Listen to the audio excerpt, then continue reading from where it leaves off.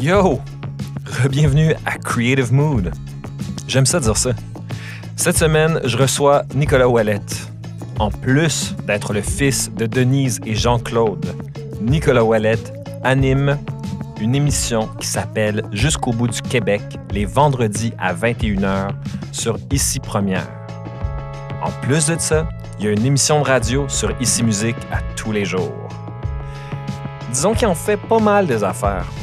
Mais Nicolas, surtout, il n'était pas ici pour plugger ça. Il est ici pour parler de son émission qui va sortir en ligne le 17 mars, qui s'intitule « Tu viens d'où ?» Et c'est comme ça que moi et Nicolas, nos chemins se sont croisés. Par l'entremise de notre amie Aïcha, j'ai eu la chance, l'honneur et le privilège de participer d'une toute petite manière à cette émission-là. Et c'est pour ça que je voulais que Nicolas revienne aujourd'hui pour en parler. Je peux pas aller dans les gros détails dans l'intro de ce que c'est le concept de cette émission-là. But honestly, c'est super important. C'est une maudite belle conversation. Mise en contexte rapide, t'es pas blanc, t'es au Québec. Tu rencontres le nouveau monde. Yo, tu viens d'où? Je viens de Villeray. Non, mais tu viens d'où? Ah, ok, ouais, right, je suis différent. Fuck, j'avoue. Puis, il y a personne dans la vie qui veut être différent, gang. C'est pas mal intentionné, c'est juste une belle conversation.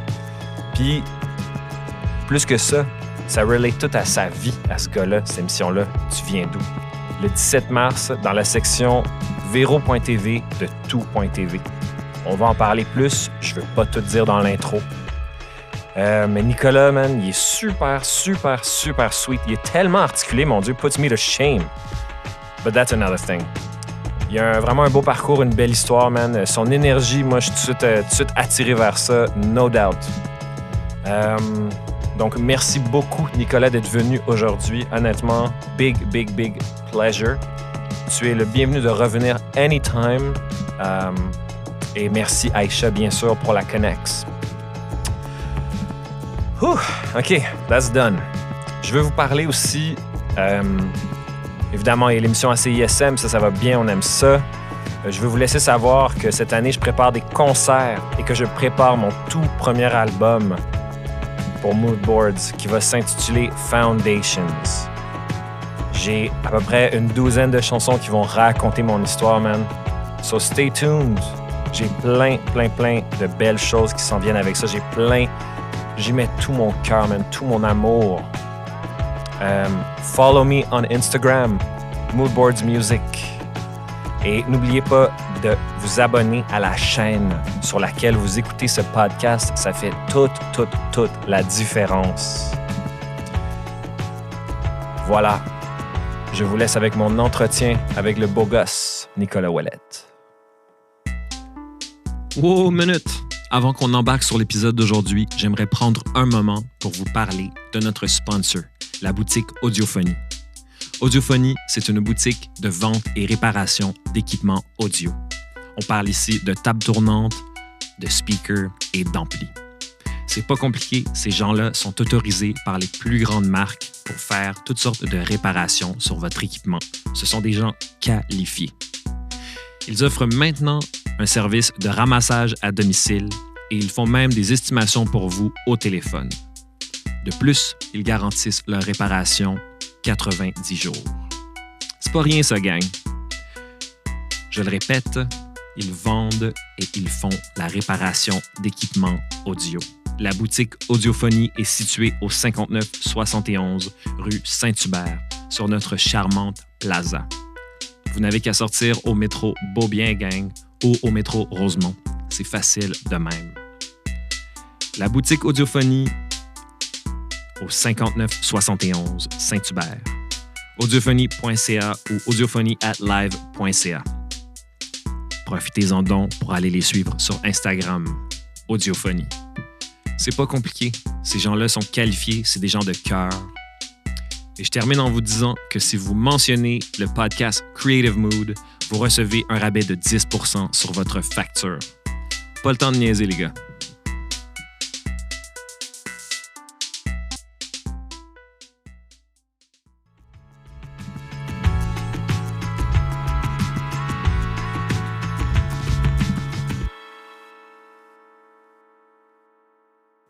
And we're good. Yeah. Nicolas Ouellette. Salut. Man, je suis content de t'avoir ici. Moi aussi, je suis très content d'être ici. Ça fait, comme je disais, it's been a long time in the making pour moi. Ouais. Nicolas, j'aimerais ça qu'on recule quand même tranquillement pour te présenter un peu à tous ceux qui ne te connaissent pas. Parce que moi, je t'ai rencontré à travers Aïcha. Ouais. Mais je pourrais pas aussi bien décrire ce que tu fais en ce moment que toi, tu pourrais le faire, mettons. En ce moment même. En ce moment même, je fais plusieurs trucs. Allons-y. Ce qui prend le plus de temps dans ma vie, c'est de faire de la radio. C'est ce que je fais 5 jours semaine. Right?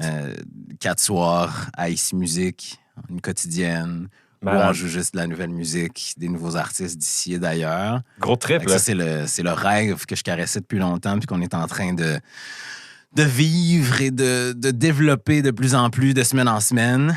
Ensuite, il y a une émission que je fais à Ici Première, fait que dans le studio voisin d'où je fais l'émission à Ici Musique pour Radio Cannes. Ça fait déjà 3 ans qu'on est là-dessus. Ça s'appelle Jusqu'au bout. Encore concentré autour des nouveaux artistes, mais aussi du contenu puis des conversations autour de la musique. Fait que c'est là où j'ai plus d'espace pour faire des entrevues avec des artistes, plus d'espace pour jouer de la nouvelle musique. Puis on essaie d'aller couvrir des sujets un peu plus vastes qui vont toujours nous ramener au son, disons-le comme ça. Je comprends. Puis, en parallèle de ça, on vient de finir vendredi passé le tournage de la série pour laquelle on s'est rencontrés. Yeah. Série qui s'appelle Tu viens d'où, qui techniquement va sortir le 17 mars.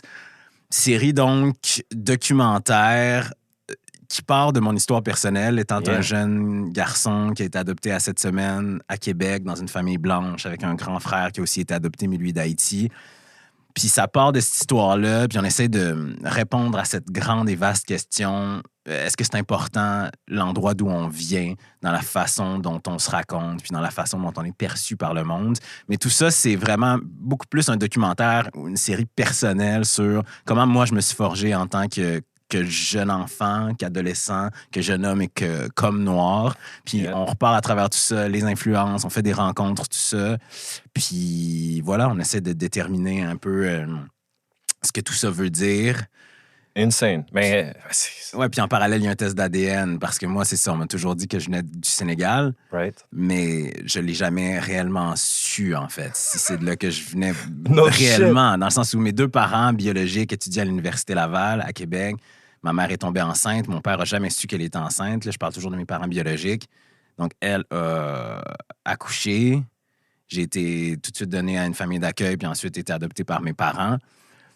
Puis l'histoire a toujours été, tes 2 parents sont sénégalais. Et c'est toujours quelque chose que j'ai accepté, quelque chose que j'ai revendiqué.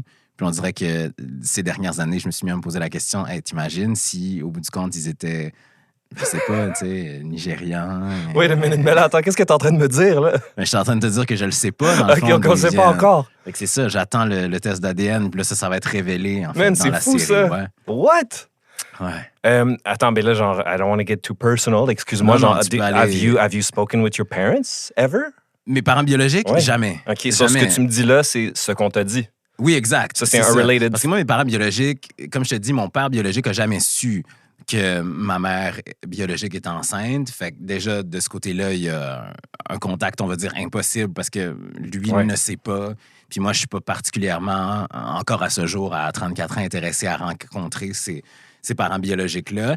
Puis ma mère biologique a toujours eu l'opportunité de pouvoir entrer en contact avec moi. Mes parents, quand ils m'ont adopté, ont laissé le dossier ouvert. Il y a toute une procédure qui permet aux parents biologiques de pouvoir entrer en contact avec leur enfant, même s'il a été adopté par une autre famille. I did not know that. Ouais, puis elle l'a jamais fait, en fait.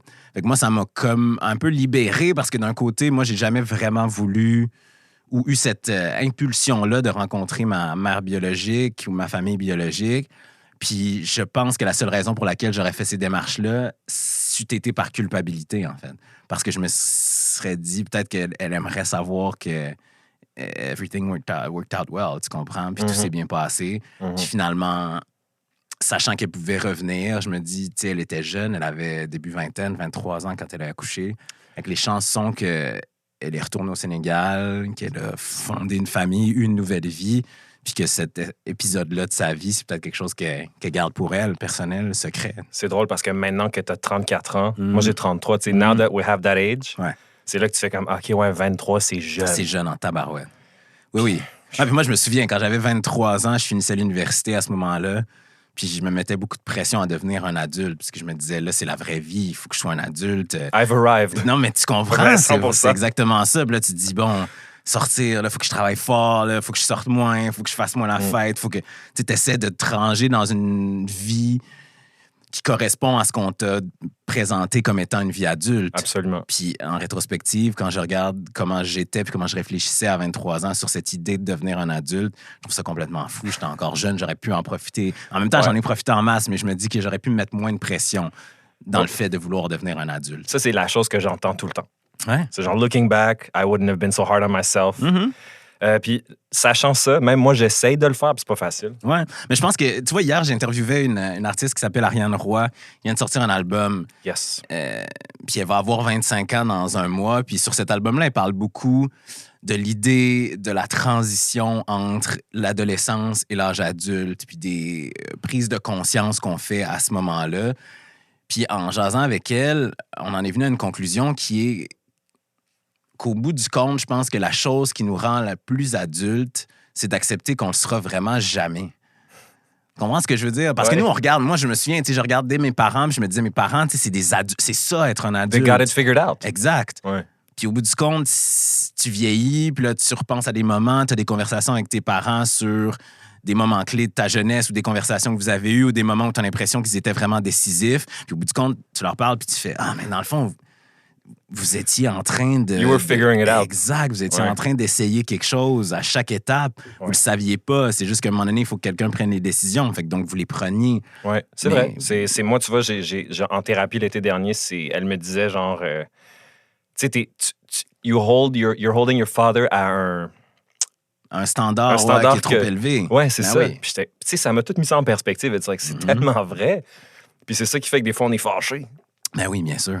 Mais ça, c'est si simple à dire ce qu'on vient de se dire. Uh-huh. Et pourtant, c'est une si grande révélation. Genre. Non, puis c'est ça qui nous permet aussi, je pense, de faire la paix avec certains moments qu'on a vécu enfant avec nos parents ou avec des adultes. Exact. Parce que souvent, on retient des frustrations parce qu'on a l'impression d'avoir été floué par des adultes qui auraient dû savoir. Ouais, je feel exactement ça. Ayant l'âge de ces personnes-là aujourd'hui, tu te dis, je suis encore plein de failles, plein de moments où je fais des erreurs, plein de moments où je suis incapable d'admettre mes erreurs, plein de moments où je suis incapable de me rendre compte que je suis en train de faire une erreur, puis plein de moments où ça a un impact sur les gens autour de moi. Ouais.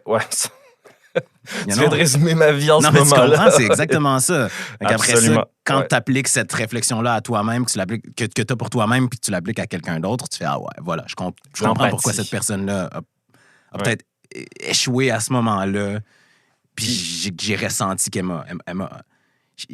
Cette personne-là failed me. Yeah, ben ça, tu sais... I struggle with that, man. Il faut savoir pardonner. Of course, je suis là, man, je suis là. Pardonner ou comprendre. Je sais pas si, tu sais, des fois, le pardon, le dos large, là, mais... Ouais, mais accepter. Accepter. Ouais. Ultimement, genre, it is what it is. Exact. Puis, oh man, j'allais dire quelque chose là-dessus, j'ai oublié, mais ça me fait rire, mais... si on recule un peu, parce que je vais y aller dans l'ordre. Tu dis que tu as toujours voulu un peu faire ce que tu fais en ce moment. Ouais. Puis c'est drôle parce que tu es un grand passionné. Ça se voit, ça se sent, ça s'entend quand je t'écoute. And je suis toujours un peu curieux pour les gens qui sont en culture. Ouais. That basically make a life around it. Ouais. Tu fais pas de la musique, toi? Non, je fais pas de la musique. J'ai fait de la musique quand j'étais plus jeune. Okay. J'ai joué du piano, j'ai joué de la guitare, j'ai fait du chant classique quand j'étais adolescent. What?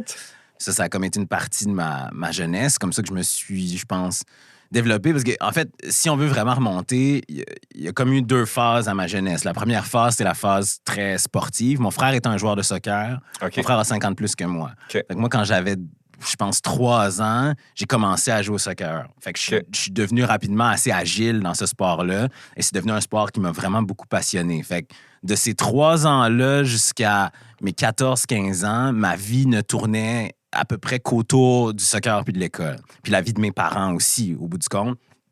Excuse-moi. parce que ayant 2 enfants qui jouent au soccer de façon intensive, c'était toutes les fins de semaine des matchs, des tournois. Eux autres étaient là. Puis ils étaient partout. Mais encore une fois, tu vois, quand on regarde la vie des adultes, tu prends ça pour acquis. Ouais. Moi, je regardais mes parents, j'étais comme c'est acquis que mes parents, 4 fois par semaine, ils vont soit être un match de mon frère ou soit un des miens, puis que la fin de semaine, ils vont le vendredi soir finir leur journée de travail, pacter nos affaires, puis partir en tournoi 2 jours, puis le lundi retourner au travail. That's a lot. Puis là, tu me dis, est-ce que toi, tu ferais ça pour tes enfants? Peut-être que je vais le faire parce que j'ai eu cet exemple-là. Est-ce que je trouve que c'est complètement insane puis exigeant? Absolument. Ouais. Bref, cette parenthèse-là est enfermée. Il y a eu cette phase-là, donc soccer pendant un long moment. Puis vers... j'ai joué du piano, c'est ça. J'ai commencé à jouer du piano à 9 ans, mais c'est quelque chose que je faisais par obligation. Je pense que j'étais relativement agile aussi au piano, mais c'était pas quelque chose qui me passionnait. Là. C'était très théorique. Ouais. C'était très... Puis, tu sais, je jouais du classique. Là. C'était vraiment des affaires super techniques. Fait que Comment pas donner le goût à un enfant? Exact. Puis moi, ça m'a fait complètement décrocher. Puis c'était aussi l'idée de la discipline que ça me demandait, puis qui m'enlevait des heures précieuses pour moi, soit de divertissement, soit de sport. On n'a tellement pas ce hindsight-là quand on est jeune. Non. Après ça, aujourd'hui, je suis très heureux d'être capable de lire un piano, tu vois, de lire la musique, puis de comprendre, quand j'écoute de la musique, ce qui se passe. You can read music? Oui, je peux lire la musique. Ouais. Ben écoute, si tu veux, il y a un spot qui se libère dans mon band. Ouais, mais je pense pas que je suis assez performant pour faire ça, parce que j'en joue plus beaucoup là, de musique aujourd'hui. Je comprends. Fait qu'il y a eu ça. Après ça, vers 14-15 ans, c'est là que je me suis mis à la guitare. C'est tellement cliché, mais c'est vraiment avoir 14 ans, avoir envie de faire quelque chose pour soi. Sure. Tu me suis, moi, mon frère aussi jouait de la guitare, fait que je le voyais jouer, fait que je me suis mis à aller sur Internet, puis tu sais comment ça se fait, tu apprends les accords, tu commences par des power chords, puis après ça, tu t'améliores. Puis de là, moi, j'avais toujours aimé chanter. Je l'avais jamais vraiment assumé, entre autres parce que j'ai mué très tard dans ma vie. Fait que quand je chantais, mettons, j'ai mué, j'avais 15 ans, je pense. J'avais une voix qu'on considérait de fille, parce qu'on parlait de façon genrée à cette époque-là. Yes. Puis ça me gênait. Je comprends. Et donc, à ce moment-là, j'ai comme accepté que j'aimais chanter, tout ça. Puis avec la guitare, on dirait que c'était moins dur. J'ai commencé à muer, puis il s'est mis à avoir de la comédie musicale à mon école secondaire. Fait que je suis embarqué là-dedans. Puis ça a comme ouvert un autre pan de ma vie. J'ai toujours fait du théâtre, des trucs comme ça en parallèle, mais on dirait que, je sais pas, ce moment-là à l'adolescence où tu fais, je peux être un sportif, puis je peux aussi toucher à l'art, puis il y a personne qui va me juger pour ça. Yeah, c'est un environnement, là. Exact. Ouais. Fait que c'est devenu ça.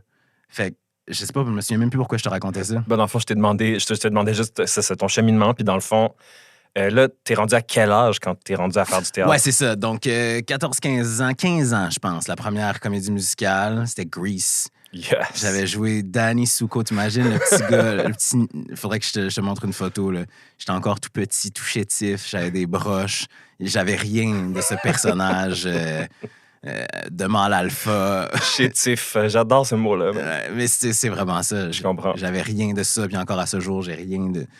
En tout cas, dans ma mentalité du mâle alpha, mais ça, c'est un autre dossier. Fait qu'il y a eu ça, après ça, on a fait Moulin Rouge, après ça, Notre-Dame de Paris. Puis là, c'est comme un peu... Des gros hits, là, vous autres. Des Là, gros tu les hits, enchaînes, mon gars. after hits. OK.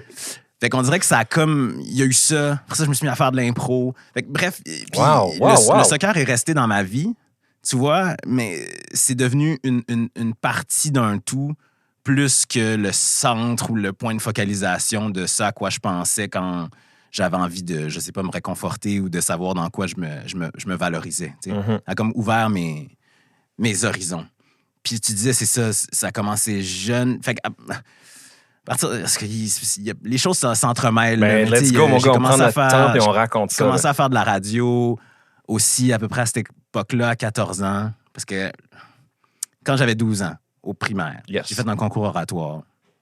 Il y avait un animateur de radio à ce moment-là qui était juge sur ce concours oratoire-là, qui m'a vu faire mon texte, qui m'a dit « Hey, on dirait que tu pourrais être intéressé par l'idée de faire de la radio. Mais tu sais, tu as 12 ans, en 6e année du primaire, la radio joue tout le temps chez nous. » Mais c'est quelque chose de très... It's a concept qui est un peu éloigné. Genre. Exact. Je comprends. Fait que ça a pris presque 2 ans avant que je donne suite à cette invitation-là. Il m'avait laissé sa carte, Michel Lamarche. There you go. Shout-out Michel Lamarche, man. Oui, shout-out.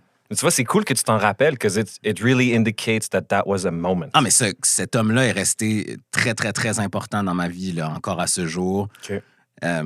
Donc, je lui ai réécrit quand j'avais 14-15 ans, sachant pas trop pourquoi, en me disant, je vais y aller, puis on verra. Mm-hmm. Puis ça a été un coup de cœur pour moi, l'idée de faire de la radio, l'idée d'avoir un micro, l'idée d'avoir une tribune. Puis l'idée aussi d'être en contact avec des adultes professionnels qui sont pas tes parents, qui sont pas tes profs, puis qui sont bienveillants, qui veulent que tu réussisses. Puis Michel, ça a été ça, en fait, toute mon adolescence, puis le début de mon âge adulte, quand je commençais à faire ce métier-là. Ça a été une personne qui m'a permis d'avoir accès à plusieurs opportunités. Je dis Michel, mais après ça a été son équipe, là, sa réalisatrice, Andréane Paris, que j'aime beaucoup. Fait que, Takes a village. It takes a village à 100%.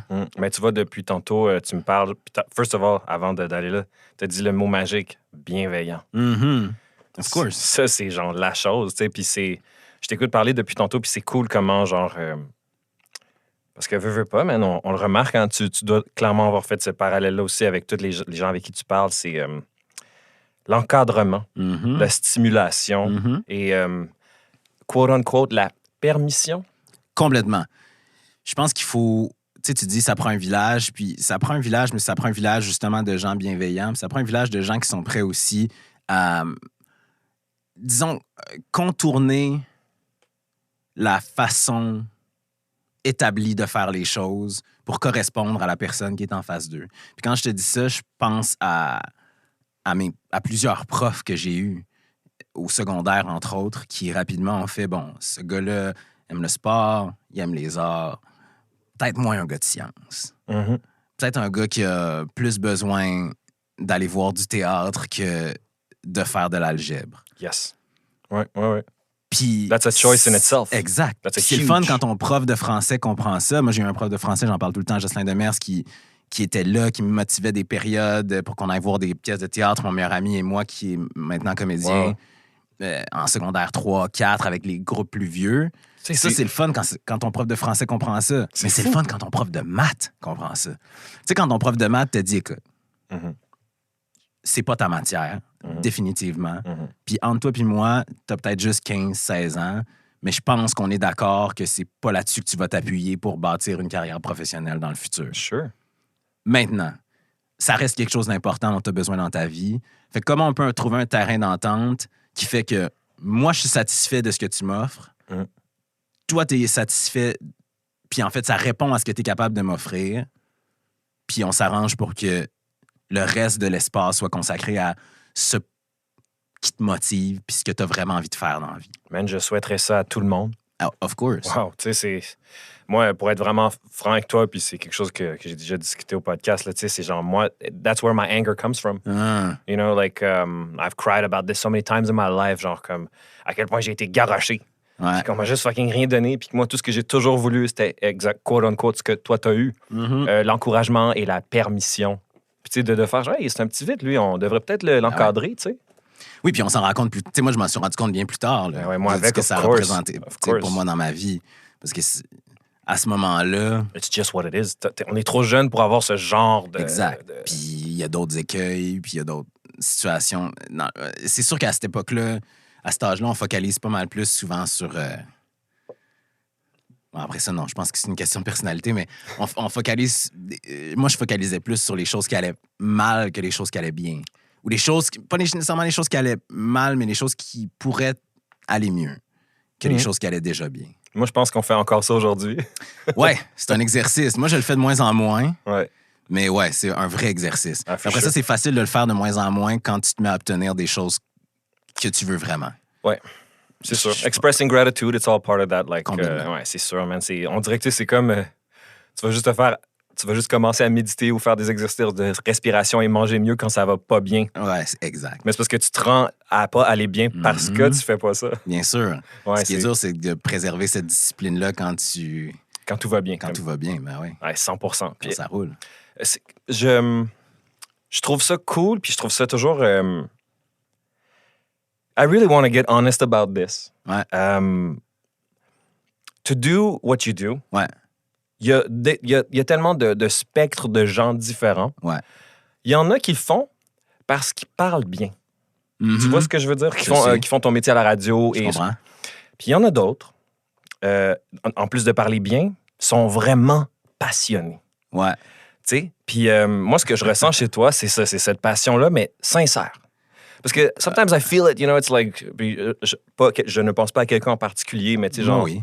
quand je pense à tous les vidéoclips YouTube que j'ai consommés ou toutes les choses que j'ai écoutées à la télé ou à la radio, sometimes it's like, en ce moment, genre, t'es en train de parler d'un album ou d'un artiste, puis c'est genre, you just don't give a fuck. Ouais.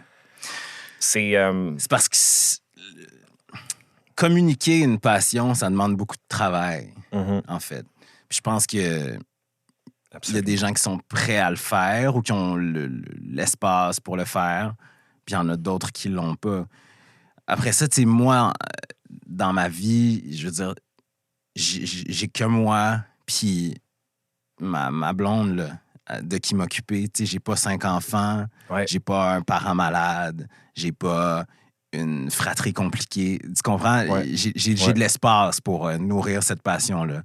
Après ça, comme je te dis, ça demande beaucoup. Ça demande juste du travail puis de la rigueur. C'est vraiment juste ça. Parce que, tu sais, moi, étant un fan de musique, ce qui est pour moi différent d'être un mélomane, tu sais, moi, je suis un fan de musique, je suis un fan des artistes, je suis un fan de la démarche. Yes. J'aime parler de ça, j'aime parler des choses que j'aime, je déteste parler des choses que j'aime pas. Quand on m'invite en général à faire de la critique, je dis non parce que c'est pas quelque chose qui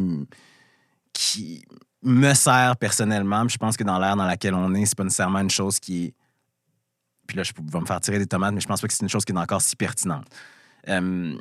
It's okay to have opinions, man. Exact. For sure. Ça, c'est mon opinion. Puis après ça, si les gens y souscrivent pas, c'est une autre affaire. Fait que, donc... Ben, la critique, man, homie, like, for real. Like, moi, sometimes, I feel as though, les gens... Moi, j'ai une opinion assez cut and dry about it. Genre, c'est comme... Tout le monde dit que les goûts, ça se discute pas. Ouais. And I'm like, that's bullshit. Genre, c'est une question d'éducation. Je parle pas d'éducation académique. Mm-hmm. Un exemple de ça, man, c'est la musique classique. Ouais. Le chant classique. Mm-hmm. Moi, je connaissais pas ça avant. Mm-hmm. J'ai sorti avec une chanteuse classique pendant 7 ans. Mm. Elle m'a fait mon éducation, Ouais. quote unquote. So, aujourd'hui, j'ai des repères, j'ai un vocabulaire, je peux en discuter et je peux donc avoir un esprit plus critique quant à genre, oh, this is good and this is why this is good. Blabli blue. Puis des fois, c'est que, moi, je feel juste que c'est que ton opinion critique, genre, c'est plus ton manque de... Ouais, ou c'est de l'opinion personnelle. Ça s'appuie pas sur rien. On est C'est d'accord. ça. C'est une question de goût personnel. Une question de goût personnel, puis c'est une question genre de comme, actually, je pense que t'es pas vraiment équipé pour avoir une opinion about it.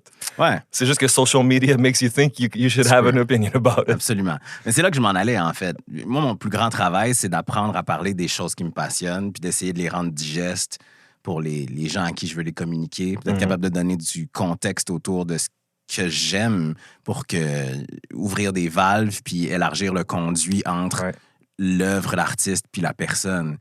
T'sais, moi, c'est toujours comme ça que je me suis vu. Je pense que pour l'éternité, ou en tout cas l'entièreté de ma carrière, c'est ce que je vais toujours essayer de conserver. C'est que moi, je suis juste un intermédiaire entre deux personnes plus importantes que moi, c'est-à-dire l'artiste puis le public.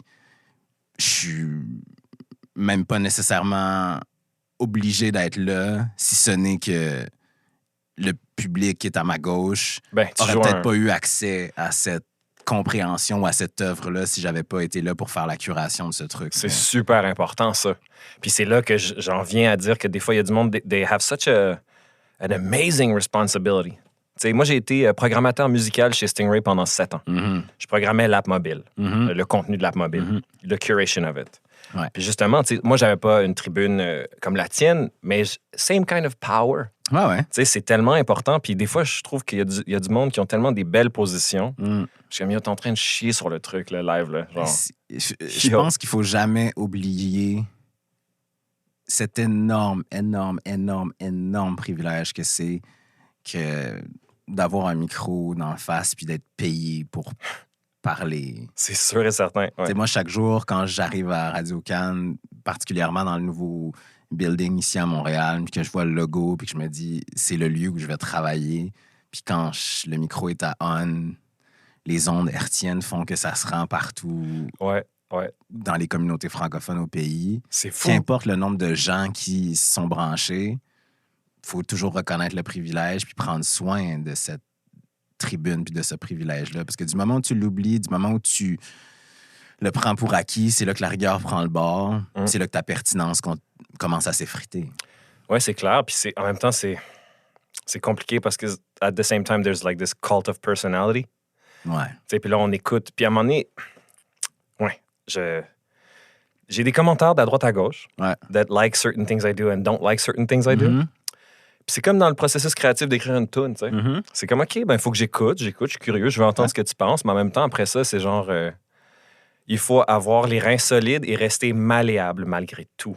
Es-tu d'accord avec ça, genre? Ouais. En fait, je pense que faut rester très ouvert quand on parle de critiques ou de commentaires qui nous sont faits, mais je pense que d'un autre côté, il faut savoir aussi pourquoi on fait les choses. Il faut savoir ce qui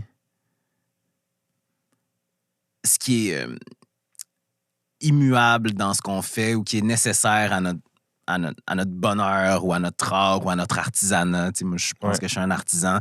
Des fois, je me fais dire des trucs, puis je comprends à 100% que toi, dans ta perception, les choses devraient se faire de façon X, Y, Z.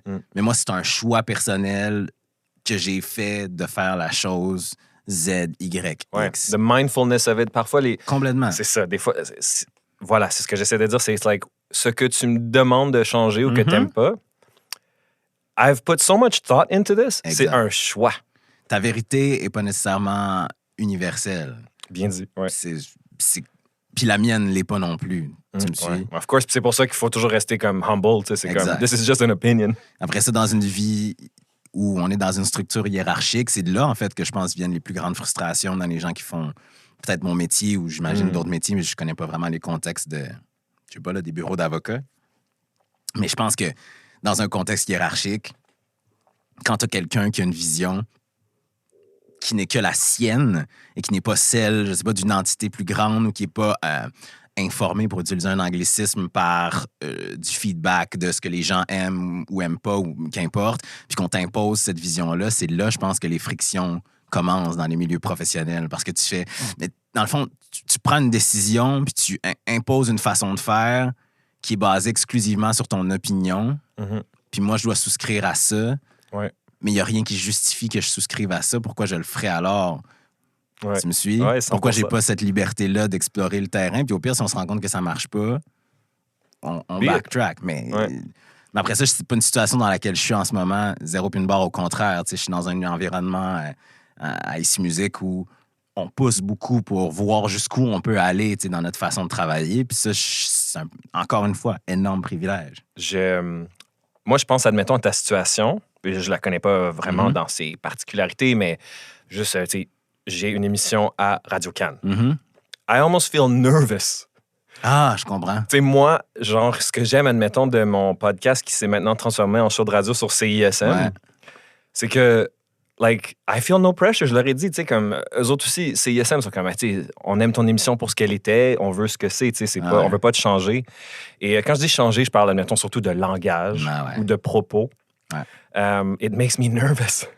Je comprends. Puis, tu sais, après ça, c'est que je me connais. Je te connais pas, Nico, mais t'as de l'air vraiment plus posé. T'as de l'air plus in control of it. Like, moi, on dirait que... J'ai appris à canaliser toutes les formes d'énergie puis toutes les formes d'émotions que je peux ressentir. Tu sais, j'en ai vécu, j'en vis encore de la frustration ou de l'impatience par rapport à certaines choses qui, j'ai l'impression qu'ils pourraient aller plus vite ou être faites différemment, plus rapidement. Mais à un moment donné, il faut comme comprendre que c'est un processus, tu sais. Yeah. T'sais, comme les 76ers de l'époque, you gotta trust the process, tu comprends? My man. Tu comprends ce que je veux dire? Il faut faire confiance au processus, puis des fois, de prendre du recul, de laisser les choses évoluer d'une certaine façon, ça porte ses fruits. Plus que de faire... Moi, je pense que c'est comme ça qu'il faut faire les choses, d'entrer en conflit avec la personne, d'aller tellement loin que la personne va faire « Ben oui, c'est bon, fais-le », puis là, de le faire, mais de t'être auto-imposer une pression supplémentaire pour que ça fonctionne, puis que finalement, l'exécution soit pas réussie. Yeah, because then you gotta deliver. Exact. Prends le temps. Ouais. Sois patient. Après ça, avec la notion de nervosité, moi, il y a toujours chaque fois que j'ouvre le micro, il y a toujours un track, tu sais. Ouais. Il y a toujours un... Ouais, parlons-en de ça, because I'm always nervous. Mais c'est beau. Ouais, c'est sûr. Là, j'ai l'apprivoise. Là, je suis bien avec ça. Ma nervosité s'est transformée en excitation. Ah ouais, c'est ça. Genre, full disclosure, genre une heure avant que t'arrives, j'étais super chill. Ouais. Puis là, genre 20 minutes avant que t'arrives, j'étais comme, oh shit. Ça se passe. Oui, c'est Mais ça. c'est normal. Moi, Est-ce je me que toi, sens t'as encore ça? complètement. OK. À 100%. Bon, n'importe quand. Même encore à ce jour, chaque fois. Hier, je parlais de l'entrevue que j'ai faite avec Ariane, mais Ouais. chaque fois que j'interviewe un artiste, peu importe sa réputation, son envergure, il y a cette nervosité. Parce que pour moi, il y a beaucoup une grosse notion de respect qui vient dans le fait de faire mon métier. Absolument, je t'entends. T'sais, préparer une entrevue, penser aux questions, aller chercher le plus possible sur l'artiste, essayer d'établir des zones dans lesquelles on va aller dans une conversation que cette personne-là n'aurait peut-être pas ailleurs. Pour moi, c'est pas d'abord et avant tout l'idée de me sentir bon ou de faire un bon show. D'abord et avant tout, pour moi, l'idée, c'est de démontrer du respect et de la considération à la personne qui est en face de moi ou en tout cas de la personne avec qui j'interagis. Which is the only real thing à ce moment-là. Absolument. Because whatever's in the air is... Parce que on peut, rendu à un certain point, moi, ça fait 10 ans officiellement que je fais ce métier-là de façon professionnelle, depuis que j'ai 23 ans, mais après ça, la radio a commencé bien avant ça.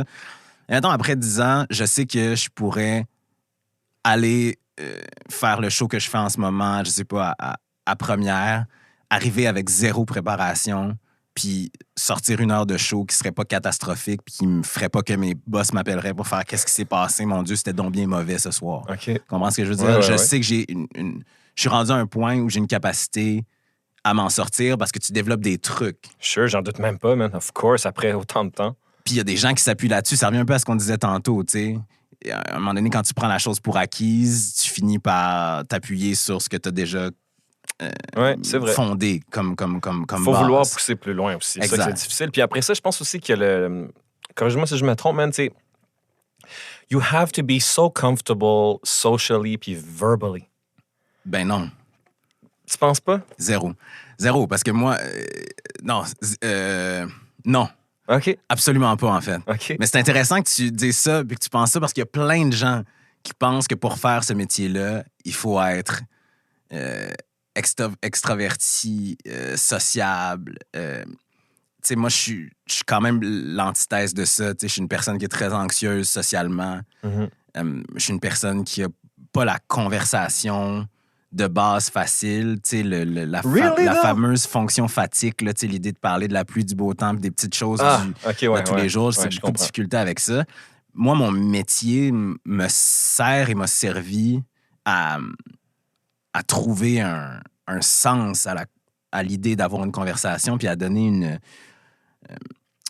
un purpose ou un contexte, en fait, un cadre pour avoir des conversations avec des gens avec qui j'ai envie de parler, mais que je ne saurais pas comment aborder si ce n'était le contexte qu'on a. Ça, par contre, je te feel à 100%. Ça, c'est la base de pourquoi j'ai fait Creative Mood, genre parce que, parenthèse, là, genre, à un moment donné, j'ai croisé Emily Haynes. Ouais. Puis là, mon ex était comme, yo, va y parler. I was like, you're out of your mind. Jamais je vais aller aborder cette personne-là. Jamais. Et surtout que, tu sais, j'imagine, tu m'apparais comme ayant été ou étant encore un indie kid. 100%. Puis, tu sais, Metric puis Broken Social Scene là, pour les gens de notre génération, c'est comme... Yo, moi, genre, ces albums solo m'ont juste fendu. C'est ça. OK? Ouais. C'est genre my Bible, it's like my everyday thing. Mais pour renchérir sur ton point, tu sais, c'était que it was like, OK, like, I do want to meet those people. Mais tu veux pas juste dire, hey, salut, j'aime ta musique. Yo, yark. Puis, tu sais, don't get me wrong, genre, moi, je sais que je serais full content, mais moi, je suis pas ces personnes-là, tu sais. Ouais. Ah ouais, je te suis. They must get it too much. Puis là, j'étais comme, yo, je vais créer un contexte. Mais, par contre, OK, maybe like the extroverted thing, I get it. But I will say, je t'ai rencontré la première fois et je t'ai revu tantôt. Ouais. Same thing, man. T'as genre une présence. And I don't know what that is. I don't know. Moi non plus. On sait pas comment on explique les choses. T'sais, we are who we are. Je comprends ça, mais genre... I guess maybe that's what I'm talking about. Genre, there has to be some type of presence to be able to... Parce que veux pas, t'as quelqu'un devant toi. Ouais. Si t'es quelqu'un d'effacé, timide, discret, it's like... Puis en plus de ça, genre, t'es tellement éloquent. Tu sais, c'est facile, mettons. Puis tu sais, admettons, je pense même expérience à part. Ouais. You have to have something. Don't you think?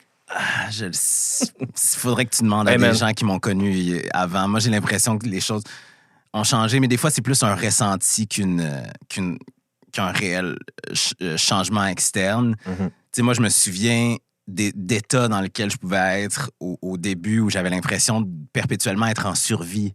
Je me suis d'être capable juste de m'en sortir. Puis je pense pas que ça paraissait quand j'étais en train d'interviewer quelqu'un ou de faire quoi que ce soit, mais moi, je le savais que je sortais de là drainé parce que j'avais tout donné pour essayer de pas me planter.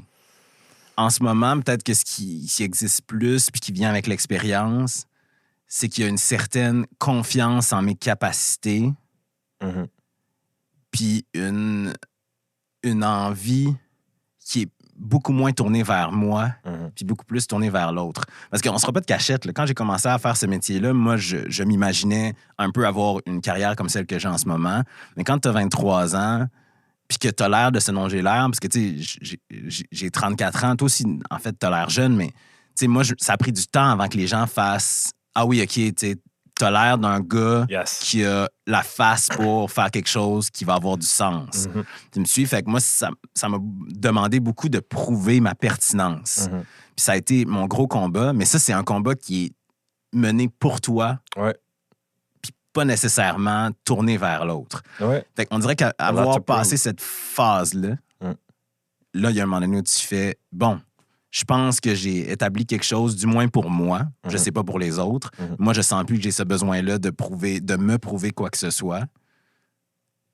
J'ai toujours besoin de me prouver quoi que ce soit, mais ça sera pas le centre de ma démarche. C'est pas le même challenge que quand t'as 23 ans, of course. Je vais me tourner vers le monde. Ouais. Fait que c'est peut-être ça aussi qui fait que j'ai vraiment une envie, dans le contexte professionnel, même personnel, de connecter avec les gens, puis d'aller rapidement en dessous de l'affaire en surface qui est facile de vivre, mais qu'on a un peu qu'on a perdu, tu sais, dans les 2 dernières années. Puis moi, ça m'a fait bien plaisir, pour être bien honnête. Tu sais. Ouais, je comprends. J'ai eu des conversations beaucoup plus senties avec beaucoup plus de gens. Ah ouais, les gens ont soif. Proche, mais ouais. Ouais, ça, c'est sûr. C'est drôle, Nico, je t'écoute depuis tantôt. I relate to you so much. C'est tellement drôle. Ben, les réalisations, les choses, tu sais, pas nécessairement ton cheminement, mais les réalisations. Ouais, mais on est à cet âge-là aussi. Mais c'est ça, tu vois, en fait, ce que je trouve drôle, c'est que j'ai aucunement ton expérience. Mais what's really cool, c'est que, tu sais, comme mi-trentaine, là, c'est le fun. Ben oui. T'es comme, je pense à Sacha qui a 23, genre, comme tu disais, tu sais, it's like, man, genre, j'ai peut-être pas cette expérience-là, mais je suis pas mal plus posé. Ouais, puis quand t'as 23, il y a tout le FOMO aussi qui est énorme. Moi, je me souviens, 23 ans, tu sais, moi, je voulais travailler, comme je te dis, je voulais faire ma place, je voulais prouver ma pertinence. Puis d'un autre côté, t'as tout le monde qui est 23 ans, tu sais, qui sort, qui a du fun. Living their best life. Absolument. Ouais. Puis moi, ça me vidait. Parce que j'étais comme... Tu faisais les deux. Ouais, je faisais les deux où je devais sacrifier... Tu sais, s'il y avait quelque chose que je sacrifiais, c'était le fun. Ouais, je comprends. Fait que tu sacrifies le fun, puis là, tu le sais que tu es en train de passer à côté de belles affaires de ta jeunesse, puis tu sais que tes amis sont en train de se forger des souvenirs, puis toi, tu es chez vous en train de faire de la recherche pour préparer une affaire dont aujourd'hui, je serais comme au bord, mon gars. Mais tout ça contribue à bâtir. Je veux savoir parce que les gens qui viennent ici, everybody's a go-getter dans un sens. Là, genre, c'est tous des gens qui sont motivés, organisés. Genre, do you also identify with that? Puis, tu sais, oui. Motivé, organisé. Je suis organisé. But you know what? I mean, si tu recules tu sais, comme, pull back une seconde, genre, you are doing things. Tu sais, genre, 100%. You are accomplishing things, you are setting goals, you are getting them. Ça, là, c'est un mindset, c'est une attitude, c'est juste, on dirait, un choix. C'est comme une décision, puis j'en parle au podcast, puis c'est du feedback que j'ai souvent, genre que les gens veulent entendre ce genre de choses-là, tu sais. Parce que sometimes we are so in our heads, on se joue des tours, on se met des bâtons dans les roues, puis genre, je veux juste comme, en parler plus simplement, genre. Tu sais, c'est tellement pas un concept alien, c'est juste des décisions. Ouais. Don't you think? Oui. Je pense qu'il faut pas avoir peur de demander, j'allais dire de chasser ce dont on a envie, il faut pas avoir peur que ça fonctionne pas ou que les demandes restent lettres mortes. Mortes dans le sens où, tu sais, moi, je me souviens très jeune, tu sais, 17, 18 ans, envoyer des courriels à des gens avec qui je voulais travailler, des gens que je voulais interviewer, puis tout ça. Et le pourcentage de messages auxquels j'ai pas eu de réponse est quand même très, très, très, très, très élevé, là. Je comprends. Énorme. Mais, tu sais, il dit souvent, pour 10 projets pitchés, il y en a un qui va fonctionner. Pour 10 courriels envoyés, il y en a un qui va recevoir une réponse puis qui va peut-être mener à une autre opportunité. Tu sais, moi, j'avais des envies, des objectifs qui n'étaient pas nécessairement clairs, mais je me disais, je vais écrire à Radio-Can, voir s'ils ont la job, écrire à tel endroit s'ils ont une opportunité, machin. Puis après ça, tu vois si ça fonctionne ou pas, puis ces opportunités-là, elles vont te construire. Puis là, je me rends compte que ça m'a que c'est ça qui fait qu'aujourd'hui, je suis devenu la personne que je suis, mais le chemin aurait pu être différent, je pense. Après ça, dans la vie d'aujourd'hui, je pense que la chose la plus importante, c'est de se poser la question, c'est super cliché, là, mais c'est de se poser la question sur pourquoi on fait les choses, en fait. C'est la seule... Mindfulness. Ben ouais, mais... Purpose. Ouais, avoir que les choses que tu fais aient un sens. Parce que... C'est un autre cliché, mais tu sais, être connu, c'est pas une job. Hey, 100%. Ben, tu vois, ce que tu viens de dire là, c'est une réflexion qui s'applique beaucoup à la pratique créative. Absolument.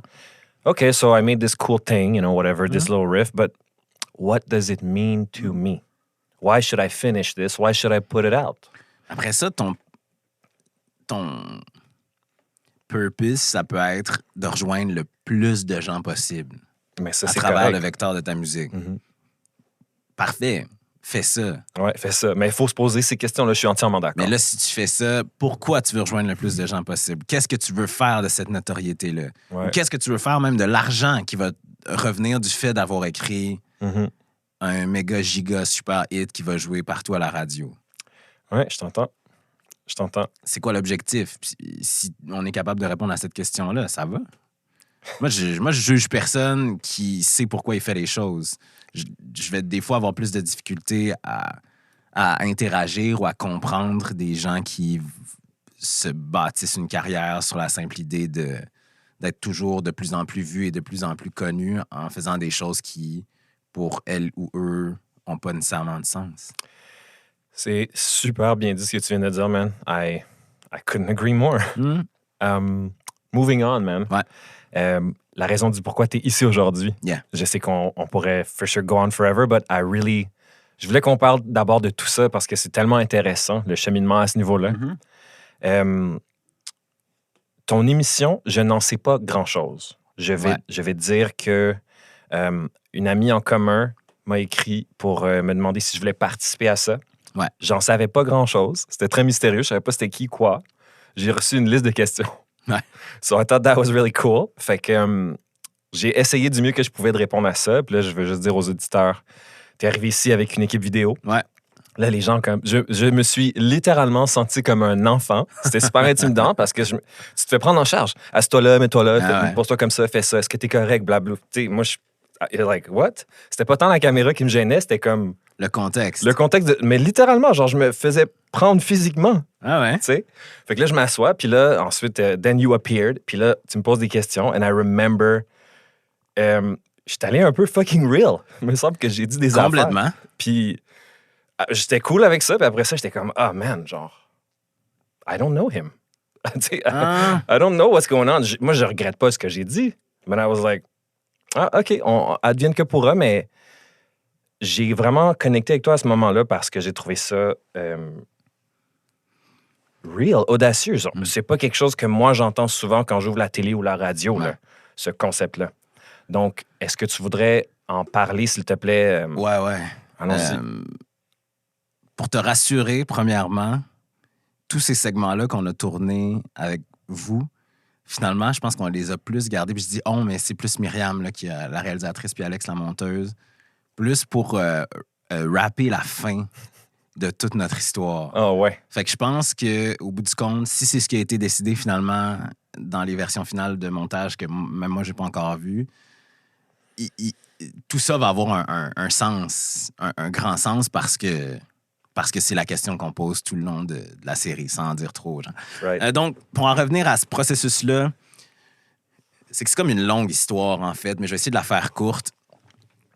En janvier 2021, il y a une situation qui se passe qui est une boîte de prod, qui est KOTV, qui me dit on pourrait faire un brainstorm juste pour voir si on n'aurait pas un projet à faire. Finalement, je me rends compte que le gars qui est producteur au développement là, c'est un gars que je connais très bien, qui a fait de l'impro avec ma blonde, super gentil, qui s'appelle Olivier Godet-Savard. Fait qu'on brainstorm un peu sur n'importe quoi, là, n'importe quelle idée de projet de télé. Puis on finit notre première conversation. Puis comme j'avais ce sentiment de proximité avec lui que tu n'as pas nécessairement quand tu es dans une relation professionnelle avec des gens que tu rencontres pour la première fois pour un brainstorm Certainement. sur n'importe quoi, j'ai dit, tu sais, c'est étrange parce que là, mettons-nous dans le contexte qu'on est un peu plus de 6 mois après tout ce qui s'est passé avec George Floyd puis le grand éveil Black Lives Matter qu'on a particulièrement eu ici au Québec. That's right. Puis la prise de parole qu'on nous a demandé aussi à nous en tant que personnes afrodescendantes présente dans les médias. J'ai dit à Alice, c'est tellement bizarre ce que je vais te dire, mais il y a une question que je me pose depuis vraiment longtemps, mais qui là s'est amplifiée dans les derniers mois, c'est comment être noir. Parce qu'en fait, mon Instagram est plein de gens qui ont des opinions, des gens de toutes origines, plein de gens aussi issus de la diversité, afrodescendants, qui ont des opinions sur la façon dont on devrait ou pas prendre parole, la façon dont on devrait ou pas s'engager. Puis moi, je suis un petit gars de Québec qui est né à Québec, qui a grandi avec des parents blancs, un frère haïtien dont les amis sont majoritairement blancs, qui a une blonde qui est québécoise, mais qui se lève tous les jours en sachant qui est une personne noire, puis qui a vécu des expériences liées à ça, de ma jeunesse jusqu'à aujourd'hui. Fait que, j'ai-tu le droit de parler ou j'ai pas le droit de parler, puis dans quelle mesure j'ai le droit de parler, puis qu'est-ce que j'ai le droit de dire, puis comment j'ai le droit de le dire. Fait que ça a comme parti de là. On a fini la conversation, puis lui, il a comme mis une espèce d'onglet là-dessus en faisant « Je pense que ça, il y a peut-être quelque chose à explorer là-dedans. » Ça en est resté là. On a eu plusieurs versions du projet. Finalement, puis ça, je vais toujours le donner à notre diffuseur qui est Tout.tv. Quand on a pitché l'idée du projet là, qu'on avait développé un peu plus rendu à ce moment-là, la chose qu'ils nous ont dite, c'est le plus important, c'est la vérité de cette histoire-là. OK. De pas trop penser à faire de la télé. Pas trop penser, parce qu'au début, il y avait comme des segments, des affaires plus ludiques. Des punch. Puis lui, eux autres, ils étaient comme, mais peut-être que l'histoire, c'est juste une affaire vraie, tu sais. Fait qu'on est parti là-dessus. That's a really good comment, actually. Complètement. Mais tu vois, ça, c'est ce que ça indique, de ma part du moins, c'est la peur du jugement ou de l'affront. C'est-à-dire que tu veux être sûr que les gens qui prennent les décisions soient pas inconfortables par rapport à ce que tu veux raconter. C'est deep, ça. Puis t'as des gens qui, de l'autre côté, font « Non, mais on en est à un point où si c'est inconfortable, il faut qu'on vive avec. » Right, of course, yeah. Je pense que elles, parce que ce sont des femmes, savaient que ce serait pas... Ben, en tout cas, ce serait pas inconfortable. En tout cas, que ce serait... It wouldn't be inappropriate. Exact. Ce serait pas inapproprié. Exactement. Ça peut être inconfortable, mais ça sera pas inapproprié. C'est exactement le terme que je cherchais. Ouais. Fait que donc, de toute façon, j'avais dit que je faisais une version brève de l'histoire, puis c'est pas une version brève. Fait que je suis déjà dedans. Moi, j'aime ça. Let's go. Non, 100%. On est là. Fait que donc, on part là-dessus. Après ça, l'idée, c'est, bon, avec qui on bâtit cette série-là? C'est là que notre amie commune, Aïcha, entre en ligne de compte. Une autre recherchiste qui s'appelle Marie-Ange, Dan qui a réalisé une partie de la série. Puis là, on fait un meeting après qu'on se soit fait dire « Oui, on est intéressé à cette série-là ». On fait un brainstorm en se disant « Bon, comment on structure vraiment la série? C'est quoi cette série-là, vraiment? » Puis moi, c'est la première fois que je faisais une rencontre dans ma vie professionnelle où des gens qui me ressemblent étaient en majorité dans l'appel Zoom. OK. Weird. Je sais que c'est bizarre dit comme ça, Uh-huh. mais ça a mené à ce que je vais te dire dans 2 secondes. C'est qu'on jase. Moi, je parle un peu de mon histoire. Je parle de la prémisse de la série, tout ça. Puis, à un moment donné, puis là, je sais pas à qui ça appartient, cet éveil-là, mais il y a quelqu'un qui fait... Tu sais quoi? Moi, une affaire, tu sais, on se fait tout le temps demander, tu viens d'où?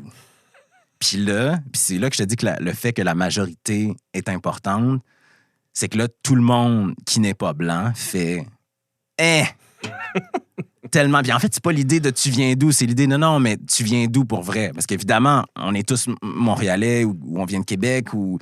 Fait on dit tous, moi, je viens de Sainte-Foy, moi, j'ai grandi dans Pierrefonds, moi, j'ai grandi dans. Tu comprends? Ouais, mais le monde est comme non, mais tu viens d'où? Ouais. Puis là, quand ça s'est sorti, on a fait, c'est ça. C'est exactement ça, la série. Yo, this whole thing blows my mind. Tu sais, là, des fois, on parle de genre des artistes, des créateurs, genre, qui mettent le doigt sur la chose. Puis c'est ça qu'on trouve brillant, right? Well, I gotta give it up, man. Genre, vous êtes brillant, gang. C'est pic. Vous avez touché le petit point sensible. Cette petite question-là. Ouais. Puis après ça, l'idée, c'était de retourner la question vers moi. Puis là, il faut que je fasse une parenthèse parce que moi, dans la vie, je suis une personne très privée. Mon intimité est importante. Je trouve ça important dans mon métier aussi que la lumière soit braquée sur les autres puis pas sur moi. C'est pour ça que j'aime particulièrement l'idée de faire des entrevues ou de parler de musique ou de pas être dans un contexte où je suis obligé de me livrer de façon personnelle parce que c'est pas quelque chose qui me rendait à l'aise. OK. Fait que donc, quand on est arrivé dans ce processus-là, il y avait quelque chose de très, très étranger à mes habitudes. Parce que là, soudainement, ce qu'on me demandait, c'est, faut que tu te poses la question à toi, faut que tu vois jusqu'où tu peux aller pour raconter une histoire en lien avec ce « tu viens d'où » là. Fait que donc, je ferme cette parenthèse-là, je retourne la question vers moi, puis je fais comme « tu viens d'où? » Je viens de Québec. En même temps, je suis une personne afrodescendante. Je viens du Sénégal, mais là, c'est là la question, c'est-tu vraiment vrai? Ça, c'est deep. Tu comprends? Je viens de toutes les expériences que j'ai vécues. Fait, comment on raconte cette histoire-là, puis comment on fait pour que les gens puissent y trouver des ancrages. Puis au bout du compte, ce qu'on a fait, c'est qu'au départ, on s'est dit, c'est Aïcha qui a parlé de l'idée qu'elle avait fait un test d'ADN. Right. Puis j'ai fait, tu sais quoi, je vais en faire un. Ouais. Je vais en faire un, puis ça sera une trame du show. Je suis excité de tout ce que tu me dis, man. C'est le fun, Wow. tu sais. Puis au bout du compte, après ça, je veux pas que ça empêche les gens de regarder la série, mais le test d'ADN devient un prétexte à quelque chose de beaucoup plus, pour moi en tout cas, de beaucoup plus grand. Et de beau, man. C'est beau tout ça, là, j'en reviens pas. Parce qu'au départ, l'idée de ce qu'on a fait, c'est, partons de mon enfance, qu'est-ce qui m'a forgé, puis comment on peut y associer du contenu. Puis la première chose, puis quand je te dis que je suis une personne privée puis que ça m'a demandé beaucoup d'abnégation, c'est que la première chose qu'on m'a dite, c'est « Hey, on dirait qu'il faudrait que tes parents soient dans la série, tu sais. » Right, ouais. Moi, j'étais comme... Oh boy. Ah non, ça, c'est super personne. Mes parents, tu sais, ils font pas de télé. Mes parents, tu sais, ils ont 70 ans. J'ai pas envie qu'ils vivent ce stress-là. Puis est-ce qu'on est obligé d'aller là? Est-ce qu'on peut pas raconter l'histoire d'une autre façon? J'ai dormi là-dessus. Puis j'ai fait, je vais en parler avec mes parents. Puis on verra. Mes parents, étant les humains extraordinaires qu'ils sont, étaient comme, oui, quelle bonne idée. Parlons-en. Allons-y. Fait que là, va à Québec, tourne avec eux, machin, a la conversation. Moi, j'ai découvert des papiers sur mon adoption que j'avais jamais vus. Fait que bref. Tu me donnes des frissons, man. C'est fou. Fait que ça, c'était super. Puis là, après ça, je vais faire ça court, là, parce que vous regarderez la série. Mais, fait que, tu sais, c'est mes parents. Après ça, c'est Pierre-Yves Laure, qui vient du même quartier que moi à Québec, qui fait le même métier que moi, mais avec 10 ans de différence, avoir une conversation sur nos expériences de personnes adoptées. On est à la même école primaire, comment on a vécu. On est les deux dans des cercles, dans des univers où il y a beaucoup de gens blancs, en ayant cette personnalité, cette identité de personne adoptée. Fait que comment on vit avec ça. Après ça, il y a le sport. Fait que j'ai interviewé Lilian Thuram, qui était mon idole de jeunesse au soccer, l'international français, Bruni Surin, une danseuse de ballet qui s'appelle Tatiana Le Rebourg, qui est extraordinaire, qui est au Grand Ballet canadien, qui a 21 ans, qui est haïtienne, qui vient de Montréal-Nord, encore une fois dans un univers puis une discipline typiquement blanche, voir comment elle puis s'est intégrée dans sa génération. Souper avec Aïcha, Marie-Ange, Julio, mes collègues, où on parle de c'est quoi l'excellence noire, comment nous, on vit avec la performance, Boucard. Bref, c'est comme une longue série où chaque étape de ma vie puis de la façon dont je me suis développé nous amène à parler d'un sujet quelconque. On est venu juste ici, là, au-dessus d'où on est en ce moment, à la librairie Racine, parce qu'il fallait qu'on parle du fait qu'on passe dans un système d'éducation en tant que personne noire, où on nous parle de grands classiques de la littérature, où il n'y a, 100%. Il y a pas d'auteur ou presque issu de la diversité. Ou quand on est dans un cours de bio, le corps est blanc, ou quand on dessine, le crayon couleur peau est beige. Ouais. Tu comprends ce que je veux dire? Fait que c'est un peu tout ça qu'on explore dans la série. Puis à chaque fois que j'en parle, on dirait que je le résume mal, mais... Ah non, moi, je te garantis que les gens qui écoutent en ce moment, they understand very well. Puis pour moi, c'est ça. C'est vraiment un gros leap of faith, parce que c'est pas une histoire que tu peux raconter 2 fois. C'est vrai. Puis c'est la première fois que je fais quelque chose d'aussi personnel. Puis j'espère juste vraiment profondément que les gens vont le recevoir avec l'ouverture puis justement la bienveillance que ça demande. T'sais. Je te garantis que oui, man. On le sait pas. Moi, je le sais, man. I'm predicting the future right now, man. Je te le dis, c'est fait. C'est un sujet trop beau. C'est la vérité, man. It's just the truth. It's not difficult. It's not asking you to change your belief. Non. It's simply saying, écoutez-moi une seconde. Quand tu approches les choses de cette manière-là dans la vie, je te demande pas de changer, je te demande pas de dire que j'ai raison. Just listen. Ouais. Puis je suis pas en train de dire non plus autre chose que ce qui part de moi. C'était très important pour moi que l'histoire reste, puis la prémisse de tout ce qu'on fait reste personnelle. Ouais. Puis je dis pour moi, là, mais on s'entend quand je dis pour moi, c'est moi étant l'équipe, là, tous les gens avec qui on a travaillé sur ce projet-là. Parce que votre vérité, exact, votre mandat. Je déteste les gens qui sont comme, oui, c'est mon émission. Au bout du compte, moi, je suis comme 7% de tout ce qui existe dans ce t'es le véhicule, man. Exact. Mais ce que je veux dire, c'est que c'est des décisions qu'on a prises en équipe puis auxquelles on a réfléchi en équipe. Mais l'idée, c'était vraiment ça, c'est de faire... Tu peux être d'accord ou pas, ou remettre en question les conversations qu'on a ou des choses qui vont être dites, mais au bout du compte, tu peux difficilement questionner la vérité parce que ce n'est que la mienne, sincèrement. Ce n'est que d'où je viens. Puis je me suis dit souvent aussi, il y a des chances que je regarde ce truc-là dans 10 ans, puis que les choses aient vraiment évolué, puis aient changé, puis que je sois plus ou moins d'accord avec des choses que j'ai dites ou que ma vision de la chose ait évolué, mais je suis prêt à ça. Tu sais, c'est vraiment un Polaroid où j'étais pendant les 6 mois où on a tourné la série, puis je le vis ainsi. Dude, c'est comme faire un album. Exactement. C'est la même chose. C'est 100% ça. En fait, tu te dis, là, t'as une vie pour faire un premier album, c'est exactement ça. C'est 100% ça. Voilà. Puis à un moment donné, c'est comme... faut que tu laisses aller. Absolument. Puis ça, c'est le creative process, baby. Exact. Absolument. Moi, c'est juste que la chance que j'ai...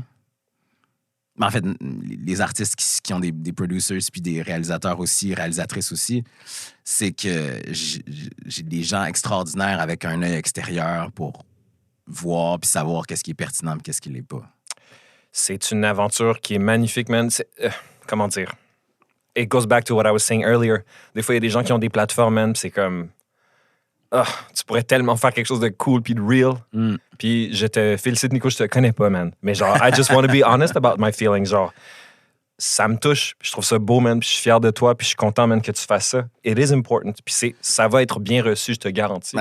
Puis anyways, man, pardon, c'est comme un album. Once it's out there... Ça appartient aux gens. Ça appartient aux gens. Puis de toute façon, man, le but, c'est que dans 10 ans, tu fasses un part 2. Puis tu revisites tout ça. Non, puis l'idée, c'était tellement encore une fois, de faire une démarche qui n'allait pas être faite pour la TV, mais qui allait être faite pour l'humain que je suis, puis que cette démarche-là qui est faite pour l'humain soit documentée. Puis moi, je l'ai dit souvent à l'extraordinaire Marc-Claude Blanchette, qui a été la directrice de production sur le projet, qui est une amie aussi, puis on se parlait, puis je disais, tu sais, à quelque part, le show pourrait être de marde, si moi, je sens qu'il y a eu un cheminement qui s'est fait, je suis désolé de le dire, mais je vais être heureux pareil.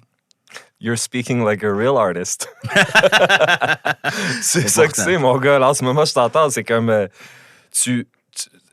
prends conscience de ça. Puis tu le sais. Puis là, on vient de mettre le doigt dessus. Là. This is just the creative process of an artist, de l'être humain. On va tous être plus heureux si on apprend à accepter que les choses dans notre vie, ce sont des courants, des moments qu'on accumule, qu'on présente. Puis après ça, c'est d'accepter et de let go. Ouais. C'est la roue ultime. Puis après ça, c'est ça qui fait que tu fais ton next album, ton next docu, ton next émission. Tu sais, c'est... Il y a un truc qui m'a été dit pendant la série, une psychologue que j'ai rencontrée, où je sais pas de quoi on parlait, puis on parlait de l'idée de la quête identitaire. Puis moi, j'étais comme... Moi, je veux des réponses. Moi, ce que je veux à travers ce projet-là, c'est avoir des réponses. Je veux arriver au bout de ça, puis savoir des trucs. Puis là, elle me regardait avec un petit sourire en coin. Puis là, à un moment donné, j'ai fait « Qu'est-ce qui se passe? » Puis là, elle me dit « Mais c'est un peu absurde, cette idée d'être dans une quête identitaire puis de penser que... » De parler d'absolutisme. Ouais. Exact. Ouais. Elle était juste... La quête identitaire, c'est le début là, de ce que tu vis en ce moment. She knew better than you. Ben, absolument. Elle était comme... C'est rien, là, en ce moment. C'est 6 mois du reste de ta vie, en fait. Puis elle était comme, oui, il y a des moments où ça va plus vite, puis d'autres moments où ça va moins vite, cette façon dont on évolue, puis dont on s'incarne dans notre identité. Mais ça va jamais arrêter. Puis en fait, ça m'a convaincu de tourner cette série-là, que c'est ce que je veux conserver puis préserver le plus dans ma vie, c'est de jamais arrêter de chercher. Parce que je pense que les gens qui deviennent, j'allais dire impertinents, peut-être moins intéressants, ou en tout cas desquels on s'éloigne en vieillissant, c'est les gens qui se sont cristallisés dans des...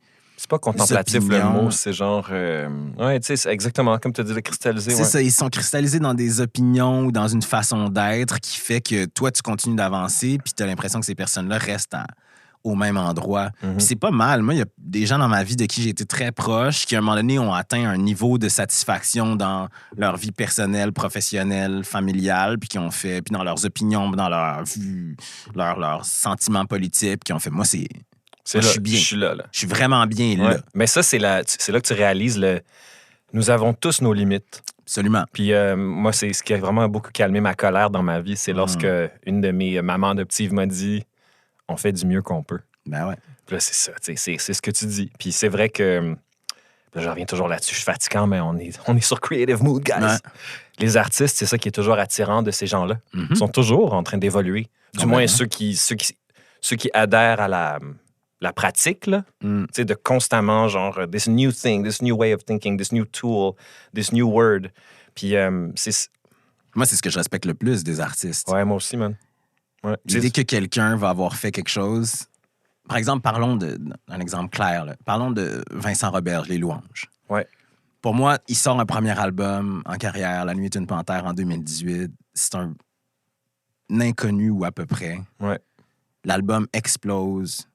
Les gens capotent. Ouais. Les salles sont pleines. Les foules en festival sont massives. Il a touché à quelque chose en termes de conception musicale. Ouais. Il dort là-dessus. Il écrit un autre album. Il sort ça en janvier 2022. Puis il a poussé l'enveloppe à 100%. Ouais. Il y a à peu près rien de cet album-là qui est La nuit est une panthère 2.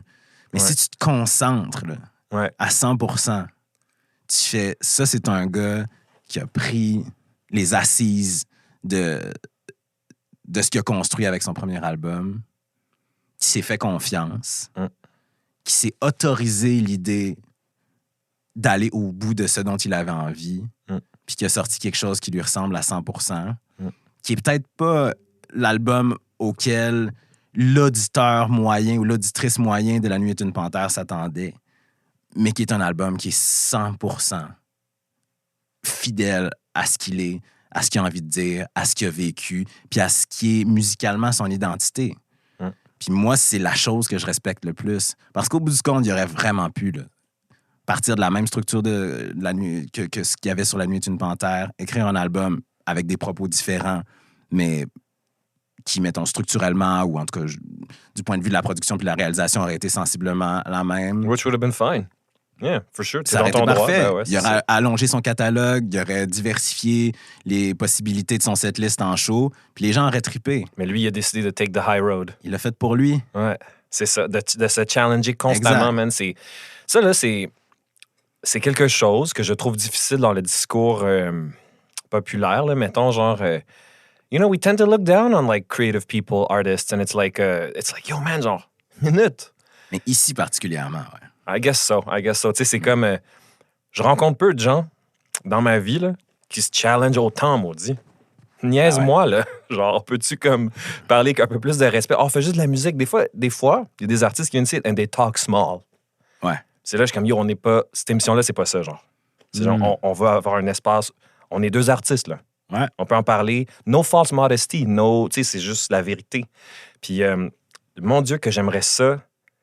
Puis, c'est ce que je dis à beaucoup de gens qui écoutent le show. Quand je parle de choses comme t'es pas obligé d'être un artiste pour écouter le show parce que tu pourrais appliquer ces concepts-là, ces idées-là à ta vie, à toi. C'est la nature humaine. Ouais. Tu sais, t'es quote-unquote, t'es pas un artiste, Nico, mais non. You just went through a big creative process. Ouais. T'sais? En fait, c'est parce que c'est la notion de quête, en fait. C'est ça, exact. C'est ce que vivent les artistes, c'est ce que vit l'être humain en général. Puis après ça, moi, c'est ce que je trouve intéressant dans les conversations que j'écoute avec des artistes ou les conversations que j'ai avec des artistes. Tu sais, oui, souvent, je vais vouloir parler de la musique, mais parler de... Je pense que c'est un cliché, mais en tout cas, parler de l'humain ou de l'humanité derrière la musique, ou des grands concepts qui sont contenus dans l'œuvre qui nous est offerte. Ouais. Moi, je pense que c'est ça qui est le plus intéressant. Puis je pense que c'est ça qui fait que n'importe qui peut, mélomane ou pas, n'importe qui peut se sentir lié à un artiste ou à une œuvre. 100%. J'ai interviewé Elliot Maginot. Ouais. Puis à un moment donné, genre, c'est ça qu'il m'a dit. Il m'a dit l'aventure humaine. And ever since then, à chaque show, c'est ça que c'est. Ça. J'aurais dû appeler mon show L'aventure humaine. Moi, je suis pas sûr que tu aurais eu le même impact en termes de branding. Whatever. Yo, Nico, we could go on forever. Ouais. Mais je veux juste te dire merci, man. Ouais, ça me fait plaisir. Merci beaucoup, beaucoup d'avoir pris ton temps puis de venir faire ça. Je trouve que c'est vraiment important qu'on en parle. Ouais. Puis t'es un gars full intéressant. T'es full articulé, man. I really enjoy your energy. Puis tu as l'occasion, man, de revenir ici quand tu veux plugger anything. Ça me fait plaisir. N'importe quand, tu me réécris. On est à un message Instagram de faire un épisode partie 2. Love it. Alors, c'est ça, man. Bonne fin de journée, guys. Merci. Fuck.